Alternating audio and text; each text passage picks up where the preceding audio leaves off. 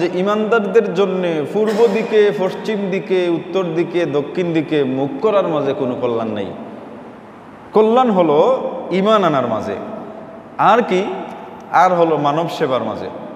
মানব সেবাটা হলো সবচেয়ে বড় সেবা। প্রকৃত মানব সেবা কি আল্লাহ বলে দিয়েছেন, ও আতাল মাল আলা হুব্বিহি। ও আতাল মাল মানে হলো উতাল মাল, অর্থাৎ আল্লাহর রাস্তায় মাল সম্পদ দান করা। আলা হুব্বিহি মানে হলো আলা হুব্বিল মাল, মালের প্রতি মায়া থাকার পরেও, সম্পদের প্রতি মায়া থাকার পরেও আল্লাহ চাচ্ছেন কি, যে তোমরা কি করো, আল্লাহর রাস্তায় মাল সম্পদ ব্যয় করো।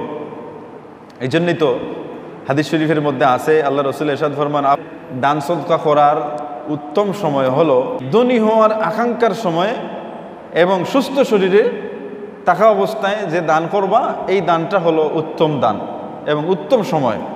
ও তাকসাল ফাকরা, এবং গরিব হওয়ারও ভয়, যে আমার সম্পদ কমে যাবে, এই ভয় থাকার পরেও যারা আল্লাহর রাস্তায় দেয়।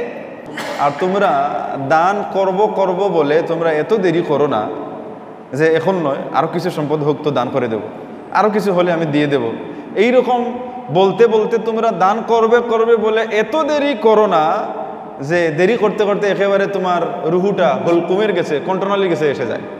তো কন্ট্রোনালির গেছে যখন এসে যাবে, তখন তুমি কি বলবে, যে কুলতা লিফুলানিন কাজা, লিফুলানিন কাজা, আলা ওয়াকাদ কানা লিফুলানিন। এই জন্যে সুস্থ শরীর থাকা অবস্থায়, ধনী হওয়ার আকাঙ্ক্ষা থাকা অবস্থায়, গরিব হওয়ার ভয় দিলের মধ্যে থাকা অবস্থায় যে দান করা হয়, এই দানটা হলো সর্বোত্তম দান। জাবিল কুরবা ইয়ানি কারাবাতুহু, তোমার আত্মীয়তার সম্পর্ক যার সাথে আছে তাদেরকে। অন্যত্র আল্লাহ রসুল ফরমান, আফদালুস সাদাকাতে আলা জির রিহিমিল কাশিহ, অর্থাৎ রক্তের সম্পর্ক, ব্লাড সম্পর্ক যাদের সাথে, এই রকমের আত্মীয় গরিবদেরকে দান সদকা করাটা হইল সবচেয়ে উত্তম দান, আফদালুস সাদাকা আল্লাহ রসুল বলতেছেন। অন্যত্র আছে আল্লাহ রসুল ফরমান, যে আত্মীয় স্বজনকে দান করলে দ্বিগুণ সওয়াব পাওয়া যায়। as-সাদাকাতু আলাল মিসকিনি সাদাকা ওয়া আলা জির রাহিমি স্নাতানে সাদাকাতুন ওয়া সিলাতুন। আত্মীয় স্বজনকে, গরিব আত্মীয় স্বজনকে দান সদকা করলে দ্বিগুণ সওয়াব পাওয়া যায়। একটা হলো সদকার সওয়াব, আরেকটা হলো আত্মীয়তার বন্ধন যে তুমি অটুট করলে, এই জন্যে আরেকটা গুণ সওয়াব পাওয়া যায়।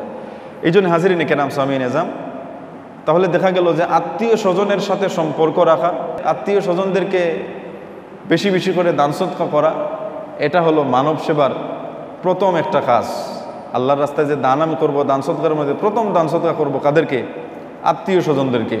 এটাও মানব সেবার মধ্যে একটা অন্তর্ভুক্ত।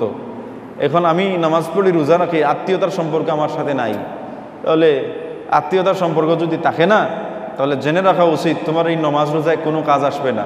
কিয়ামতের ময়দানে আত্মীয়তার সম্পর্ক ছিন্ন করার কারণে আল্লাহ রাব্বুল ইজ্জত তোমাকে জাহান্নামে দিবেন।